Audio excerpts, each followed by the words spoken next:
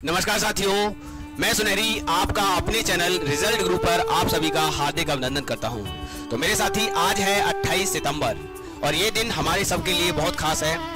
आपने बैकग्राउंड पे देखकर पता ही कर लिया होगा मेरे साथी, आज है हमारे शहीद भगत सिंह का जन्म दिवस। तो मेरे साथी, ये इस जन्म दिवस बहुत ही खास होता है हम सभी के लिए। और अगर मैं इस वीडियो के आगे चर्चा करूं तो आपसे अगर जैसे ही भगत सिंह का नाम आया होगा तो आपने सबसे पहले आपके मन में विचार आया होगा इंकलाब जिंदाबाद, इंकलाब जिंदाबाद। तो मेरे साथी, हमारे भगत सिंह ने इंकलाब जिंदाबाद का नारा दिया था। क्या ये इतना सफिशिएंट है? नहीं मेरे साथी, अगर मैं और आगे जानूंगा तो आप कहेंगे कि वो मूछा वाला ताव देता हुआ हट्टा कट्टा इंसान आपके मन में आएगा। और मेरे साथी, आप सोचेंगे कि वो पिस्तौल ताने हुए इंसान नजर आएगा। लेकिन इससे पहले कि मेरे साथी आप उनके बारे में क्या और जानते हैं, मैं आपसे पूछता हूं, क्या आप बता सकते हैं कि भगत सिंह ने लगभग कितनी किताबों का अध्ययन कर लिया था? क्या आप जानते हैं कि जो हमारे भगत सिंह थे उन्होंने किन किन पत्रिकाओं में अपना लेख लिखा था? मेरे साथी, क्या आप जानते हैं कि उनको किस उम्र में फांसी दे दी गई, या अगर बात करें तो फांसी किस कारण से दी गई? मेरे साथी, ये वीडियो आप सभी के लिए बहुत खास है। इस वीडियो में सारे इन बिंदुओं पर चर्चा होगी। तो चलिए शुरुआत करते हैं। जैसा कि आप सभी जानते हैं, हमारे जो शहीद भगत सिंह थे उनका जन्म 28 सितंबर 1907 में पंजाब राज्य के जिला लायलपुर बंगा, जो कि राइट नाउ पंजाब में पड़ता है, वहां पर हुआ था। मेरे साथी, हम इसमें आपको बता दें कि उनका जो फांसी दिया गया मात्र 23 वर्ष 5 महीना और 23 दिन की उम्र में उनको फांसी दे दी गई। आजकल आपने देखा होगा इस उम्र में तो इंसान की शादी भी नहीं होती है।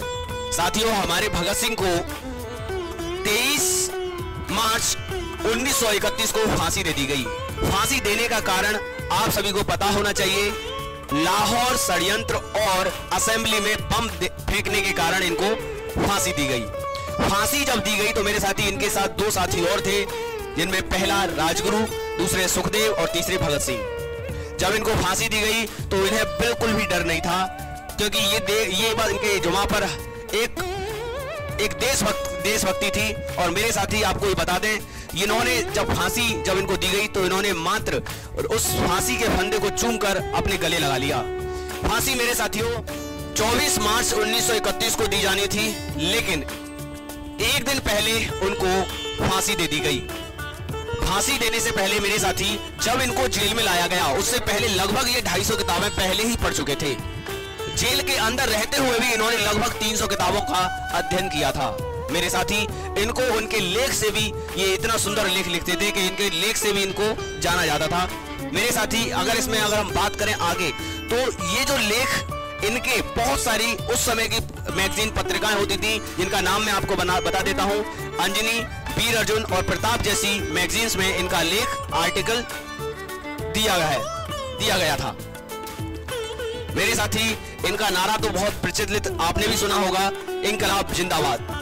लेकिन क्या आपको यह पता है ये किस विचारधारा के व्यक्ति थे?